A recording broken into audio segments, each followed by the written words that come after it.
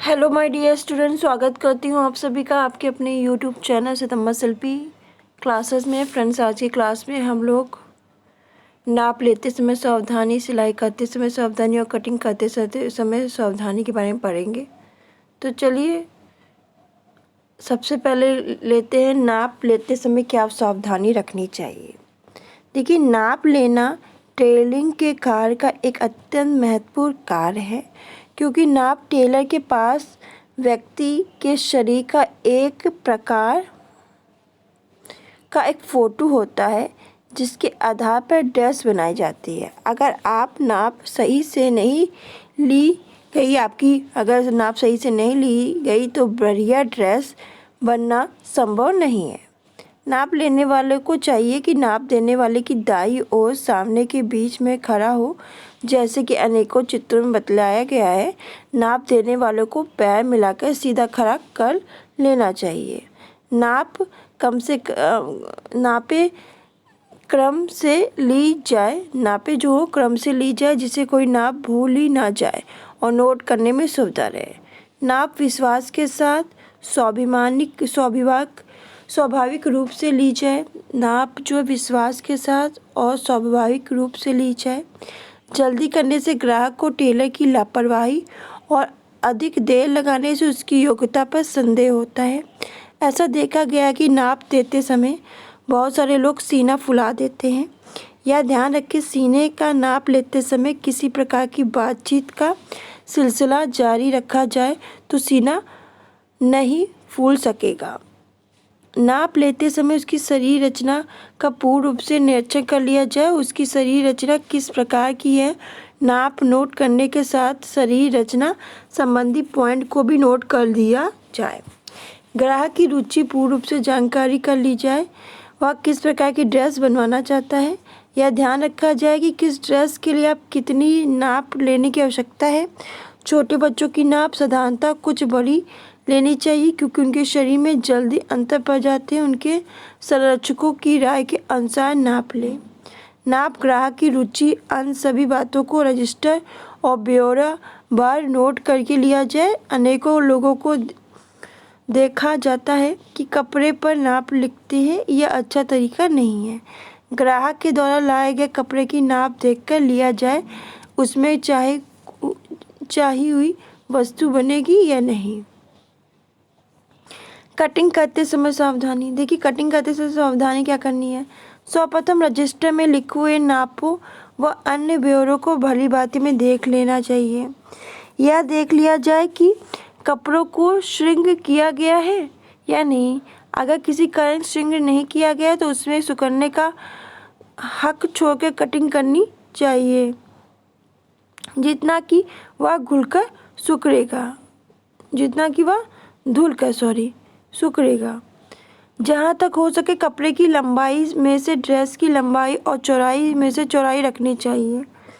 अगर कपड़े में सिलवटें हों तो पहले उस पर आयरन करने के पश्चात ही कटिंग करनी चाहिए। कपड़े को उल्टे सीधे भाग का ध्यान रखना चाहिए। अगर कपड़े में उल्टा सीधा भाग हो तो कटिंग करने के लिए उसकी उल्टी साइड से तय बनाई जाए।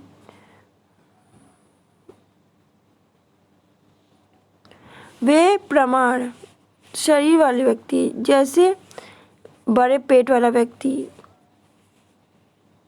की डैम की कटिंग करने से पहले कागज़ का पैटर्न काट लेना चाहिए। किसी नई डिजाइन की ड्रेस की कटिंग से पहले कागज़ का पैटर्न काटकर आत्मविश्वास कर लेना बहुत अच्छी बात है। कपड़े पर बनाई हुई ड्राइंग नाप के अनुसार सही है, यह विश्वास करने के बाद ही कटिंग की जानी चाहिए।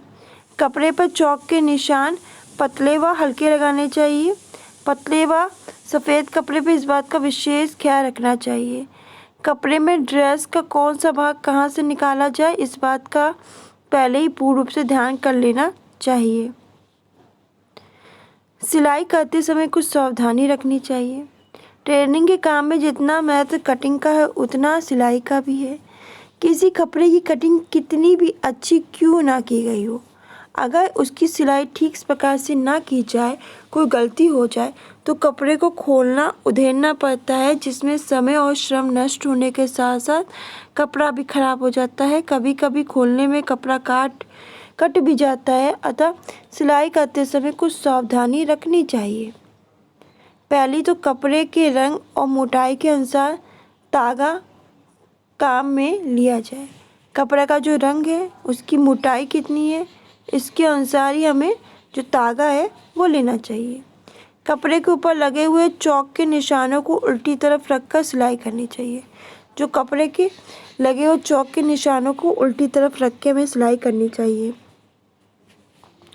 सिलाई करते समय कपड़े का अधिक भाग मशीन की बाईं ओर, सिलाई करने वाले के बाएं हाथ की ओर रहना चाहिए। आवश्यक स्थानों पर पहले कच्चा करने के पश्चात ही मशीन से सिलाई की जाए, जिससे कि सिलाई में सफाई आए और कोई त्रुटि रह जाने पर उसे आसानी से खोला जाए। अनेकों ड्रेसों की सिलाई करते समय हमें इस बात का ध्यान रखना चाहिए कि उनके सामने के भाग व आस्तीन यानी बाहें एक रुखी ना बन पाए। जहाँ आवश्यकता हो जहाँ आवश्यकता हो वहाँ पे उन स्थानों पे मार्किंग व्हील या तागे से मार्किंग कर ली जाए। चिन्हों के 1/4 इंच अंदर की ओर सिलाई की जाए। ड्रेस को सुंदर बनाने के लिए यथास्थान आवश्यक हाथ के टाके, आयरन आवश्यक वस्तुओं का उपयोग किया जाए। तो ये था नाप लेते समय में क्या सावधानी लेनी चाहिए, सिलाई करते समय में क्या सावधानी रखनी चाहिए, कटिंग करते समय में क्या सावधानी रखनी चाहिए। तो ये थी आज की क्लास। इसी के साथ ये क्लास फिनिश होती है। नेक्स्ट क्लास में हम लोग नेक्स्ट टॉपिक के साथ मिलते हैं। रोज़ शाम 6 बजे आपकी क्लास होती है। धन्यवाद।